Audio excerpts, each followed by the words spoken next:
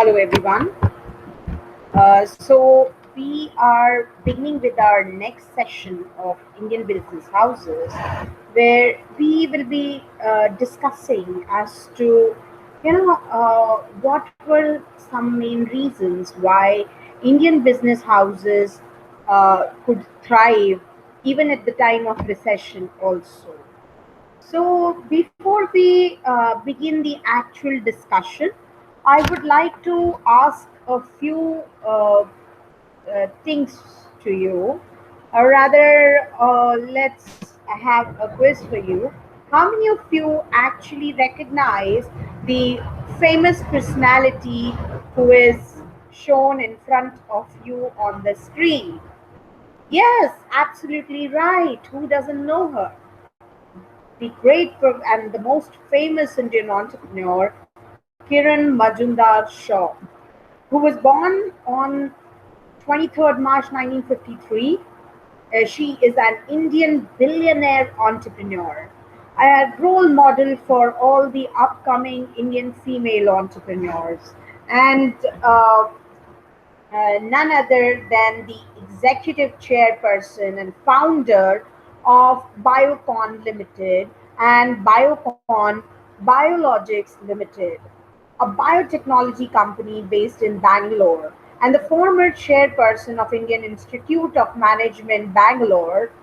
And in 2014, she was awarded the Otmer Gold Medal for outstanding contributions to the progress of science and chemistry. She is on the Financial Times Top 50 Women in Business list.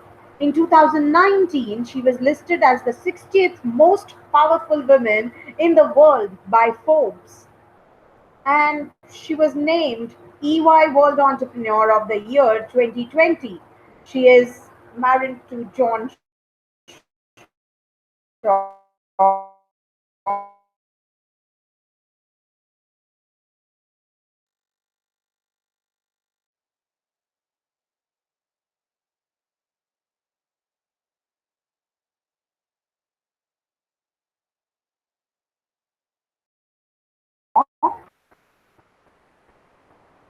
so that's about Kiran Majumdar Shaw. And now we will be progressing with our presentation and the discussion topic. Obviously, every business house slowly moves from the uh, you know one era to the other, and every business has to face multiple challenges and times which are constantly changing, and to keep in to keep yourself in the market and to keep your business progressing in the market, you know the Indian business families had to uh, show a transitioning leadership, and of course they sometimes also brought in or welcomed the external leadership in their business houses. So there are of course a few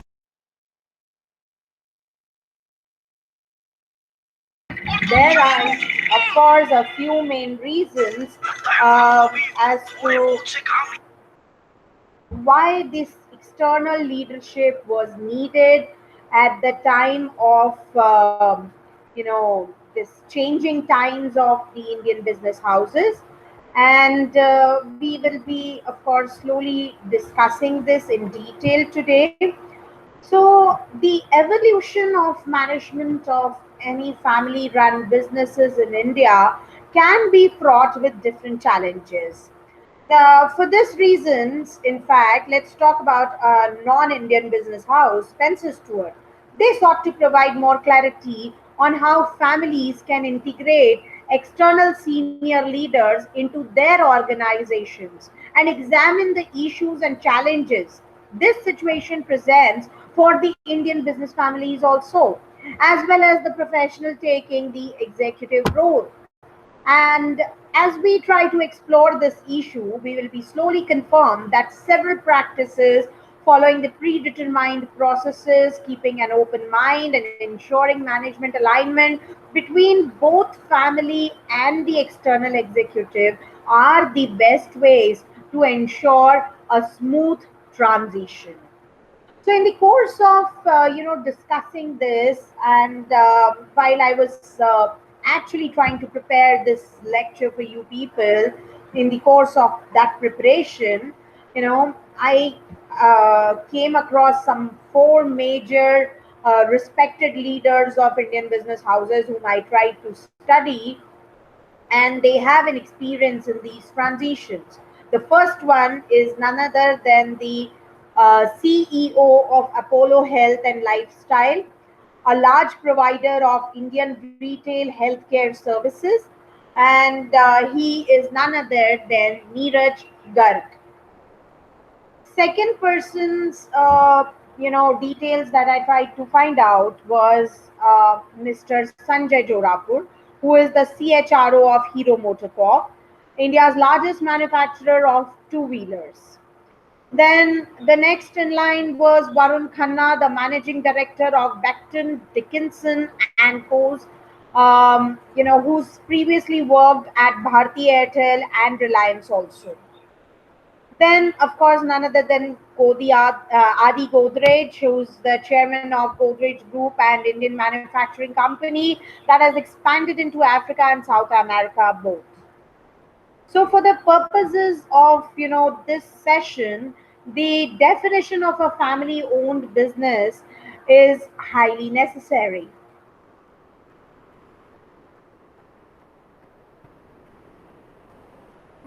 So when we try to define it, a family owned business, uh, you know the definition of a family owned business but professionally run business is a company that has either a CEO, a managing director, or an executive chairman who is not a member of the family, and we choose not to consider firms that are technically managed by an external professional, but the person is close associate of the family. We are focusing actually on some medium scale companies which grow rapidly, which provide a strong incentive for bringing an external professional aboard, and these companies are more likely to bring an outsider because they are younger and their culture is more open to attracting diverse leadership and inspiring change.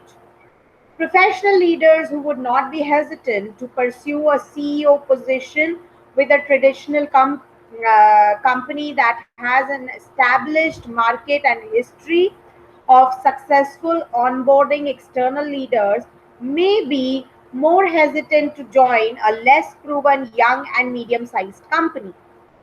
So, this session is also dedicated to exploring why family owned businesses choose to make transition to professionally run, and how having appropriate motives actually impacts the success of the transition. We will also examine what makes for successful and unsuccessful practices. We will analyze in further sessions, we will analyze the inherent challenges and also try to make some suggestions for the best practices when I will be giving you people some presentations to create.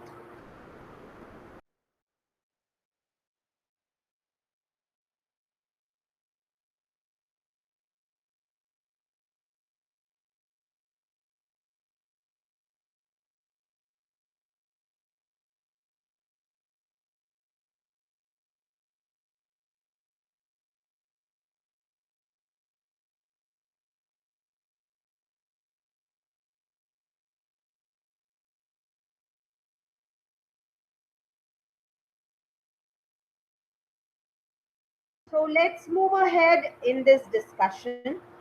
Uh, of course, we all know that for several years down the line, the companies in India have been transitioning from family ownership to more professionally run operations. There are three primary reasons for this phenomenon: the increased complexity of operations in today's frantic business environment, whether any kind of company which is expanding internationally or simply increasing the scale of their operations, there is a growing need for external professionals. which means someone from outside the family. As promoters step down, the firms demand appropriate leadership as well as talent to help them succeed in the long term. While family members,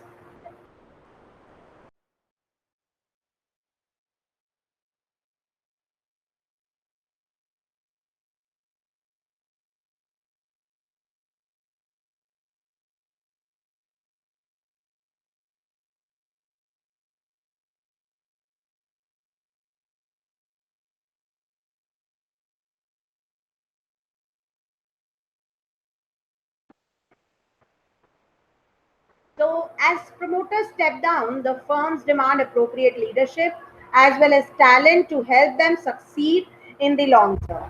While family members can help in this transition, history has shown different firms which have considered some external executives which are more likely to thrive.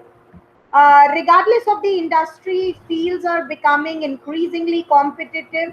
To stay viable, it is very crucial that the companies have diverse perspectives within management to objectively assess the organization's strengths as well as their weaknesses and sometimes the risks, and of course, to help them plot a positive course of action. For myriad reasons, some companies have been unsuccessful in completing this transition from being solely family run into hiring some external professional for leadership roles. Challenges vex the entire process, and there is not one successful model for making the transition to professional leadership. So each case can be a unique one. In the initial part of this transition, or we can say the pre-selection, the primary challenges are getting the family to agree to hire an outsider, setting criteria for the ideal candidate, and defining the achievable goals and what success actually looks like. So during the second part of the transition, the families must consider how much independence they want to maintain. The new hire will likely want to keep at least some of the company's traditions and culture, but the executive will also need the autonomy to institute the policies. And after the enterprise selects a candidate, it's crucial that the business follows its previously established resolutions. To become externally managed, companies need to plan for their impending challenges years in advance, and then they can carry out their plan systematically. To be specific, the board must identify the expertise the company will need, given its strategy and circumstances. The board should develop a detailed plan that spells out the qualities and experiences required for the CEO. The pre selection process is about separating the ownership from the management, and the goal is to objectively select the candidate without letting emotions get in the way. Finally, once the family chooses a candidate, it must give the new executive the autonomy to create a new strategy. The family can, of course, guide the new manager, but independence is highly essential. The candidate also has to work to do, however, the new leader must assertively implement authority and strategy. That involves working with the family, who will likely be wary of an external professional, and with the employees who can give insight into the culture and, of course, the values of the company. Right? So, why is there this need of transition? Let's talk about that now. So, talking about this need of transition, you know, the importance of having an authentic motive is there. And if a company wants to go professional simply because everyone else is doing it, so okay, let's do it in our organization also. That is not a correct approach. So the transition will obviously, it is highly likely that it will fail since it lacks a real motivation. That will result in less effort from the family to accept and empower the executive, creating a great deal of tension amongst them. So, Neeraj Garg, the CEO of Apollo Health and Lifestyle, had said that the company should have clear motives for bringing in external executives. But if the reasons for the transformation are valid, the family will likely achieve a consensus, or better yet, come to a unanimous decision that will directly influence whether the professional is accepted and how much authority the new leader will have. So now moving further, we will be discussing some uh, eight major reasons which why families seek to bring in external leadership. So here is a burning platform in front of you on the screen, uh, on the basis of which the industries actually examine it. So the first one is that the industry promotes innovation. Industry, of course, if an industry is innovating at a rapid pace, it is crucial that a company be able to stay with the latest trends. Family run businesses can, of course, become insular and entrenched in their ways, so an external executive can help ensure that a company stays current. Industry is rapidly changing. Often, family run businesses lack a willingness to cultivate management innovation. But if the industry is changing, the company likely sees the need for the change that external management brings to the organization.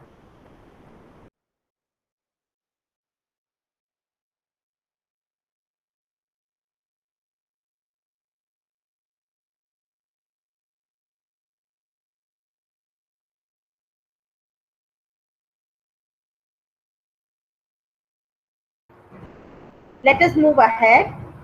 The third point that I wanted to discuss with you was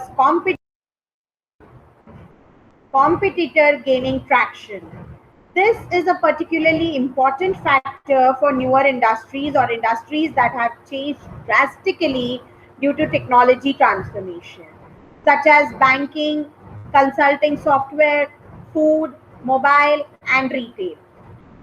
Globalization, of course, is another very important aspect in this. Families often seek external guidance when they set out to globalize their operations, as the international mindset requires the ability.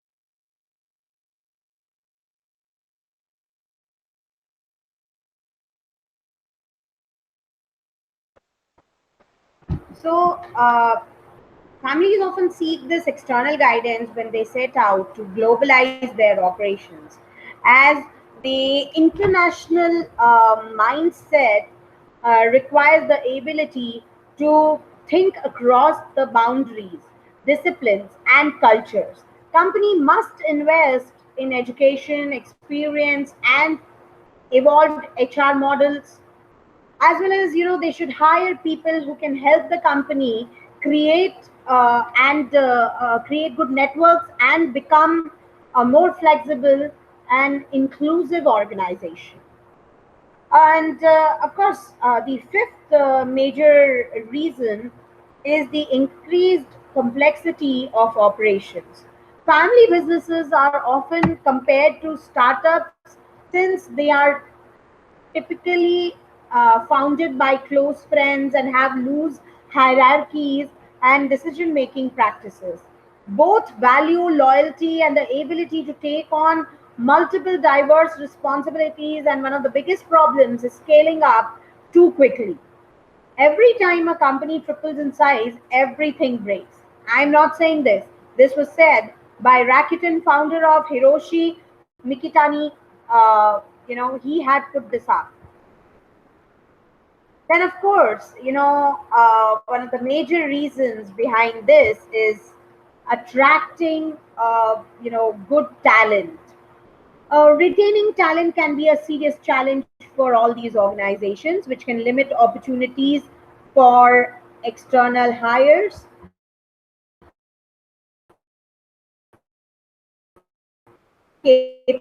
Opportunities left for them in this organization, it is quite likely at that they start feeling are damaged, right? So, and this migration can also hurt a company's ability also to keep the most promising leaders for the future. And of course, the last point in this is that uh, the lack of adequate leaders sometimes. If a company does not have the appropriate talent to manage the company, perhaps of lack of global experience, seeking external leadership can be a smart move. So, furthermore, a company needs to decentralize its activities after it grows. Most family run businesses have a flexible hierarchy, and the manager makes most of the decisions uh, based on the family's beliefs, whereas the external managers are strong enough to manage the business, keeping their own authority intact.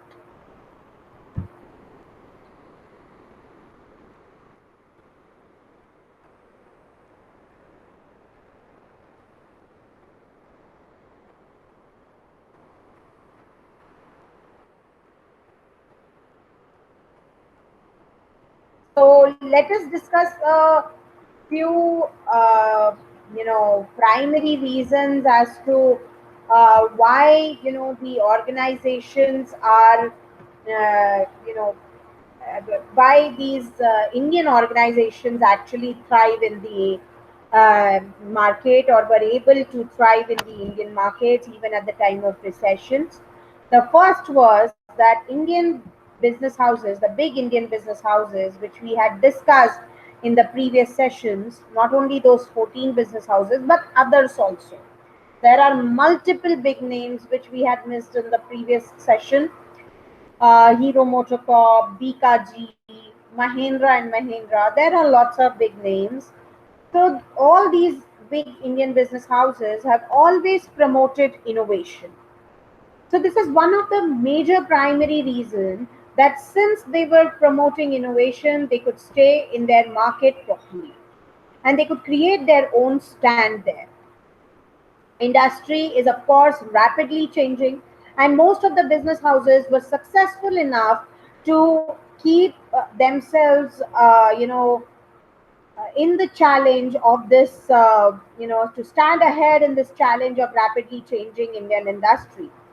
Then, of course, competitors were gaining a lot of traction. This was another major primary reasons why families could thrive, business families could thrive. And globalization, as we have just discussed, it was one of the primary reasons for not only bringing in the external leadership, but because the industries realized that, to promote Indian business houses and to also groom the Indian economy, it was highly important that the Indian business families and the Indian business houses enter the global platform. Increased complexities of operations were handled very well. There were smart technologies brought in. They attracted a lot of outside talent in their organizations to manage their industries. And of course, there were some succession issues, but most of the Indian business houses have been very successful in managing their succession issues as to who is going to be the hire of the business. They could handle that very well. So that is all from my side for today's session, and from the in the next session We will be discussing some more cases wherein we will be discussing as to how the Indian business houses could thrive so well in the recession. So that is all from my side. Here's Dr. Swati Mishra signing off. Take care. Bye bye.